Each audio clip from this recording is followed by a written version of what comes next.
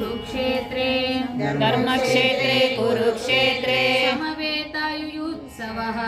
समवेतायुयुत्सवः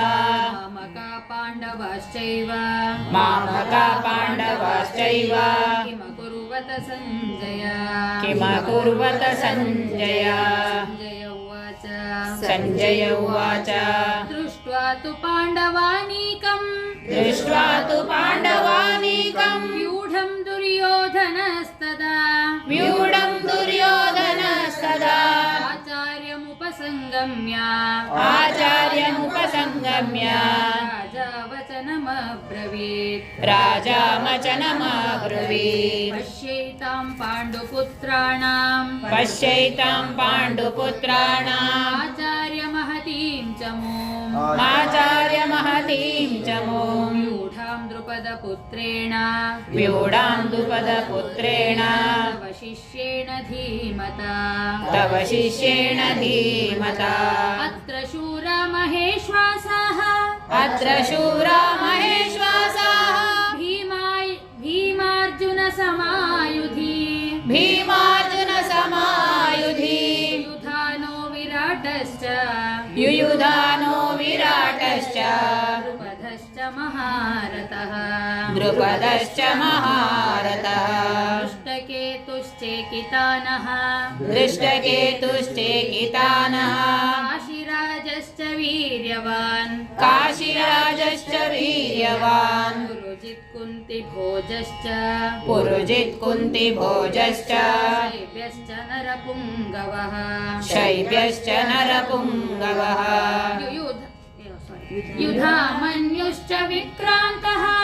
युधामन्युश्च विक्रान्तः उत्तमौजाश्च वीर्यवान् सौभद्रो द्रौपदेयाश्च सर्व एव महारथः अस्माकं तु विशिष्टाये तानि बोध द्विजोत्तमा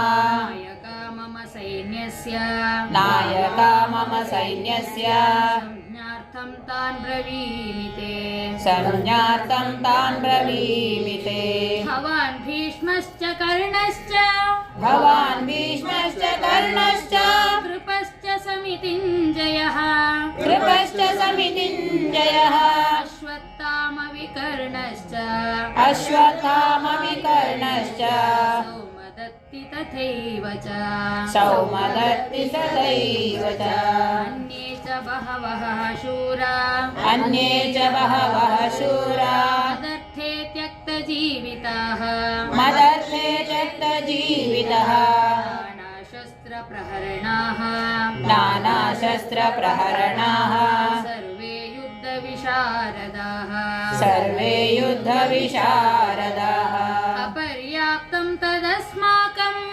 अपर्याप्तं तदस्माकं बलं भीष्माभिरक्षितं पर्याप्तं त्विदमेतेषां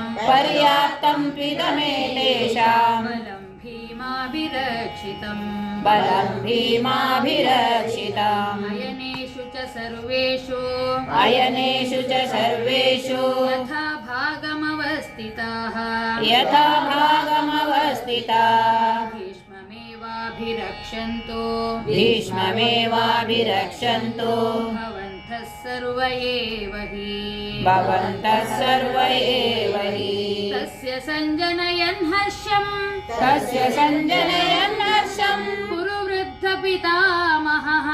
कुरु वृद्धपितामहः सिंहनादं विनोदच्छैः शङ्खं दद्मौ प्रतापवान् ततः शङ्खाश्च भैर्यश्च प्रणवानकगोमुखाः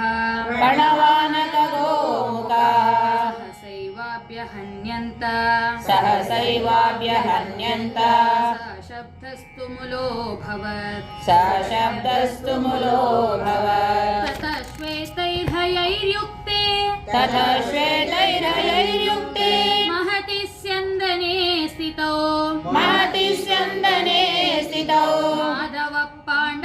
पाण्डवश्चैव माधवः पाण्डवश्चैव दिव्यौ शङ्खौ प्रदद्मतुः दिव्यौ शङ्खौ प्रदद्मतुः पाञ्चजन्यं हृषीकेशो पाञ्चजन्यं ऋषिकेशो देवदत्तं धनञ्जयः देवदत्तं धनञ्जयः पौण्ड्रं दद्मौ महाशङ्खं पौण्ड्रं दद्मौ महाशङ्खं भीमकर्मवृकोदरः भीमकर्मवृकोदरः अनन्तविजयं राजा अनन्तविजयं राजा कुन्तिपुत्रो युधिष्ठिरः कुन्तिपुत्रो युधिष्ठिरः नकुलः सह देवश्च नकुलः सह देवश्च सुघोषमणिपुष्पकौ सुघोषमणिपुष्पकौ काश्यश्च परमेश्वासः काश्यश्च परमेश्वासः शिखण्डी च महारथः शिखण्डी च महारथः दृष्टद्युम्नो विराटश्च दृष्ट्यदुम्नो विराटश्च सात्यकिश्च पराजितः सात्यकिश्च पराजितः द्रुपदो द्रौपदेयाश्च द्रुपदो द्रौपदेयाश्च सर्वश पृथिवीपते सर्वशः पृथिवीपते सौभद्रश्च महाबाहुः सौभद्रश्च महाबाहुः शङ्खान् दद्मुः पृथक् पृथक् शङ्खान् दद्मुः पृथक् पृथक् सघोषोद्धार्तराष्ट्राणां सघोषोद्धार्तराष्ट्राणां हृदयानि व्यदारयत् हृदयानि व्यदारयत् नभश्च पृथिवीं चैव नभश्च पृथिवीं चैव तुमुलो व्यनुनादयन् तुमुलो व्यनुनादयन् अथ व्यवस्थितान् दृष्ट्वा अथ व्यवस्थितान् दृष्ट्वा धार्तराष्ट्रान् कपिध्वजः धार्तराष्ट्रान् कपिध्वजः प्रवृत्ते शस्त्रसम्पाते प्रवृत्ते शस्त्रसम्पाते धनुरुद्यम्य पाण्डवः धनुरुद्यम्य पाण्डवः ऋषिकेशं तदा वाक्यम् ऋषिकेशं तदा वाक्यम् इदमाह महीपते इदमाह महीपते सेनयोरुभयोर्मध्ये सेनयोरुभयोर्मध्ये रथं स्थापय मेच्युत रथं स्थापय मेच्युत यावदेतन्निरीक्षेऽहम् यावदेतान् निरीक्षेऽहं योद्धुकामानवस्थितान् योद्धुकामानवस्थितान् कैर्मया सह योद्धव्यम् कैर्मया सह योद्धव्यम् अस्मिन् रणसमुद्यमे अस्मिन् रणसमुद्यमे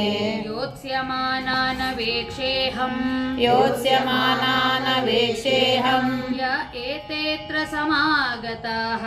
य एतेऽत्र समागताः धार्तराष्ट्रस्य दुर्बुद्धेः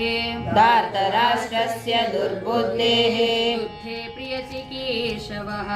युद्धे प्रियचिकीर्षवः सञ्जय उवाच सञ्जय उवाच एवमुक्तो हृषीकेशो एवमुक्तो ऋषिकेशो गुडाकेशेन भारत गुडाकेशेन भारत सेनयोरुभयोर्मध्ये सेनयोरुभयोर्मध्ये स्थापयित्वा रथोत्तमम् स्थापयित्वा रथोत्तमम् भीष्मद्रोणप्रमुखतः भीष्मद्रोणप्रमुखतः सर्वेषां च महीक्षिताम् सर्वेषां च महीक्षिताम् उवाच पार्थ पश्यैतान् उवाच पार्थ पश्यैतान् समवेतान् कुरूनिति समवेतान् कुरूनिति तत्र पश्य स्थितान् पार्थः तत्र पश्य स्थितान् पार्थः पितृन्नथा पितामहान् पितृन्नता पितामहान् आचार्यान् मातुलान् भ्रातॄन् आचार्यान् मन्तुलान् भ्रात्यन् पुत्रान् पौत्रान् सखींस्तथा पुत्रान् पौत्रान् सखींस्तथा श्वशुरान् सुहृदश्चैव श्वशुरान् सुहृदश्चैव सेनयोरुभयोरपि सेनयोरुभयोरपि तान् समीक्ष्य स कौन्तेयः तान् समीक्ष्य स कौन्तेयः सर्वान् बन्धून् बन्धूनवस्थितान् सर्वान् बन्धूनवस्थितान् कृपया परया विष्णो कृपया परया विष्णो विषीदन्निदमब्रवीत् विषीदन्निदमब्रवीत् दृष्ट्वेमं स्वजनं कृष्ण दृष्ट्वेमं स्वजनं कृष्ण युयुत्सुं समुपस्थितम् युयुत्सं समुपस्थितम् सीदन्ति मम गात्राणि सीदन्ति मम गात्राणि मुखं च परिशुष्यति मुखं च परिशुष्यति वेपतुश्च शरीरे मे वेपतुश्च शरीरे मे रोमहर्षश्च जायते रोमहर्षश्च जायते गाण्डीवं स्रंसते हस्तात् गाण्डीवं संसृते हस्तात् त्वच्चैव परिदह्यते त्वच्चैव परिदरते न च शक्नोम्यवस्थातुं न च शक्नोम्यवस्थातुं भ्रमतीव च मे मनः भ्रमतीव च मे मनः निमित्तानि च पश्यामि निमित्तानि च पश्यामि विपरीतानि केशव विपरीतानि केशव न च श्रेयोनुपश्यामि न च श्रेयोनुपश्यामि हत्वा स्वजनमाहवे हत्वा स्वजनमाहवे न काङ्क्षे विजयं कृष्ण न काङ्क्षे विजयं धर्मक्षेत्रे कुरुक्षेत्रे न च राज्यं समवेतायोत्सवः राज्येन गोविन्द किं नो राज्येन गोविन्दश्चैव जीवितेन वा किमकुर्वत सजीवितेन वा सञ्जय उवाच केषामर्थे काङ्क्षितं नो दृष्ट्वा तु पाण्डवानीकं राज्यं भोगसुखानि व्यूढं दुर्योधनस्तदा तायिमेव स्थिता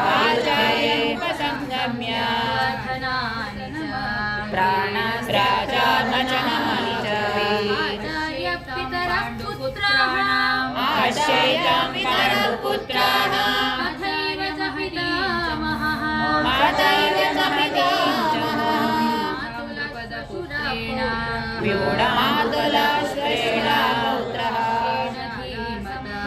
तव शिष्येण धीमता सम्बन्धिना अत्र शूरा महेश्वराः हन्तुमिच्छामि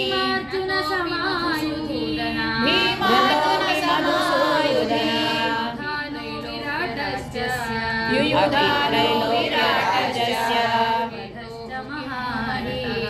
द्रुपदश्च महारथी